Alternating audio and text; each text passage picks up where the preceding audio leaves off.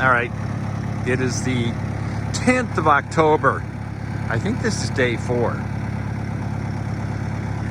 And the guys are here. The sun comes up around 7 in the morning, so it doesn't really make any sense to show up early because it's going to be dark. And so we have a truss. You see Troy's doing his truss thing. So he's going to pick up that truss. This is my limited understanding.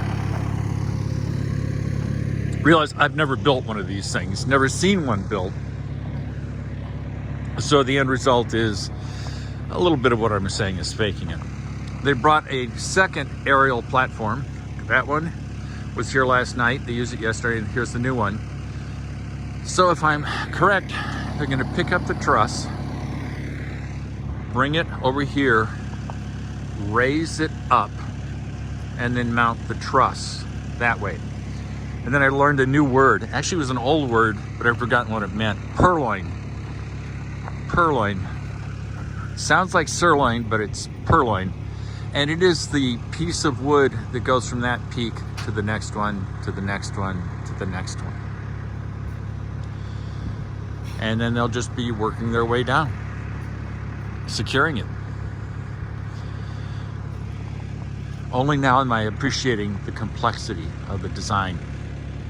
So I was talking to one of the guys, and he says, yeah, it tends to be a little over-engineered. And I said, well, obviously over-engineered is better than under-engineered. So I will keep my distance because obviously I don't have a hard hat, even though you can't tell that. I'll stay away, stay out of harm's way. Don't want to cause any trouble. But they are a machine. They're a building machine. So I will be back. All right. Just as I described, the truss is being moved over.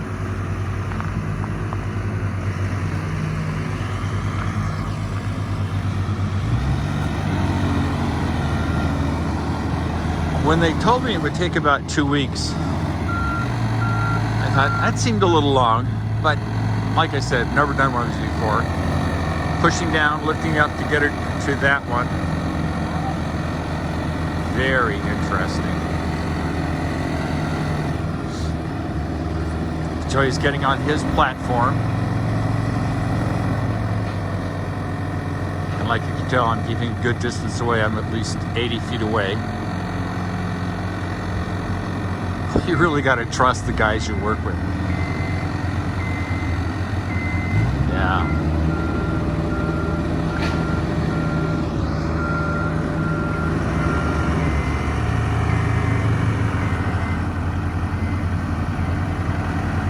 Oh, imagine doing this in the middle of January.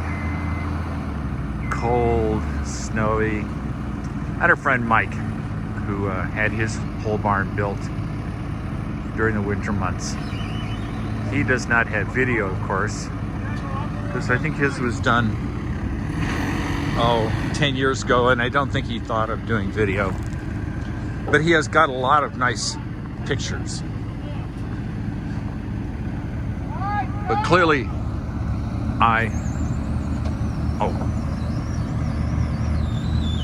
they're lowering it into the slot. Oh yeah.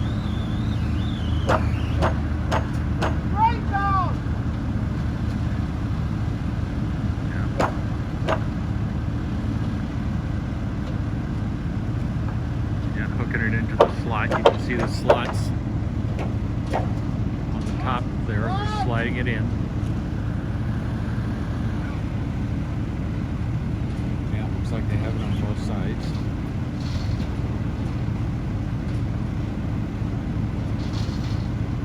Assuming a purloin is going to go in, which is the connection between the two peaks.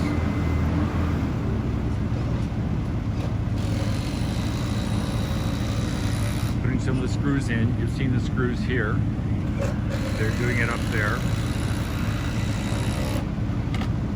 So my point is with this construction is that it is repetitious. Not easy, but repetitious. So you're able to get a rhythm going. These trusses should go up, I'm guessing, rather quickly because it's repeating the process. The building now looks bigger because of the height. And a friend come over. The idea is we want enough height so that if someone ever decides they want to store something in here that's big, it's available. Too small is never too good. So imagine if you had lifts for cars, just as an example. They would probably go up to here, you'd have a car up there, you'd have plenty of space. And that's the plan. Or if you ever decided, oh, I want to take my Class A RV, which I don't have and I don't plan on getting, and backing it in, you have a place to store it because it's 80 feet this way, and the door is 16 feet wide, and the height is sufficient. I think we're up to 18 feet here. Although the door is 16 by 16, that's more than adequate to do storage of a large RV.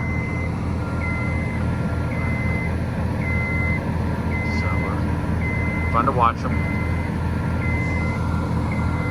I will be back. So I assume you're building the purloins. No, these are just temporary brackets to put up there. Oh. To run the purlin. Okay. These are just placeholders. Pretty much. Okay.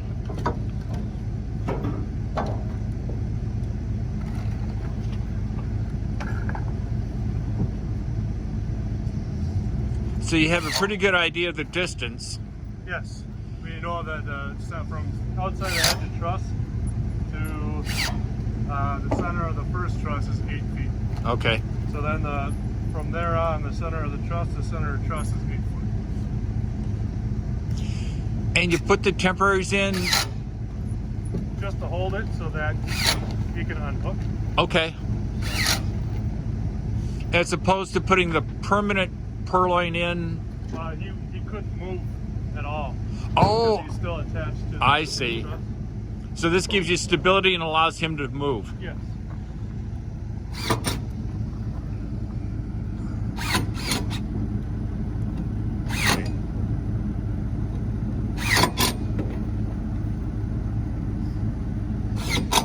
Oh, that explains why they're so rusty.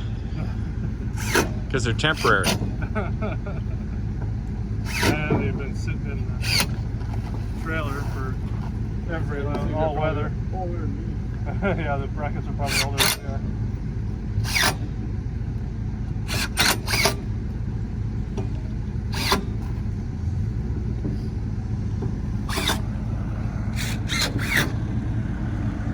So I've got to wait for these temporaries to go up there to secure the trusses so that Troy, who's in the lift, can leave his position and bring another truss in.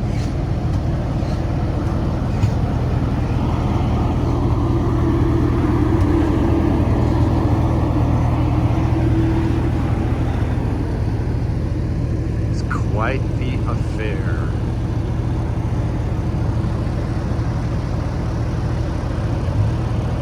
Yeah, all right. As usual, I'll be back. All right. And you can obviously see they're going up on their platforms. They're aerial work platforms.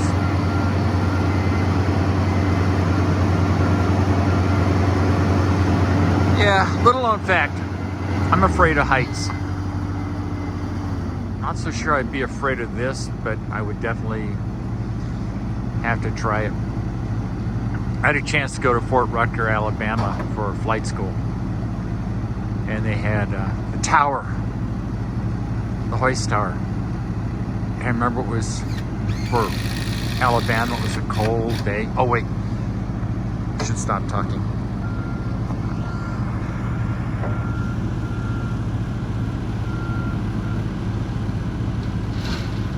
Very interesting.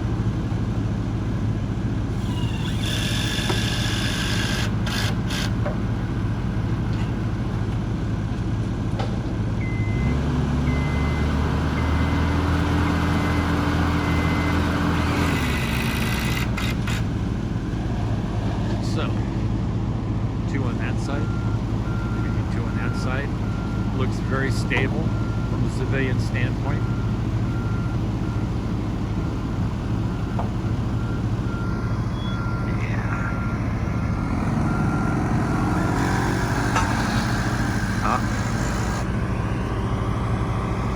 Troy, who's operating the lift, is now satisfied, of course. And he will get another truss. And I assume this process will just go on and on and on. So, another great day. Oh, it's like 48 degrees. It's obviously overcast. There isn't much wind. It is still a bit of a shock when you've been used to 70, 80, 90, 100 degrees.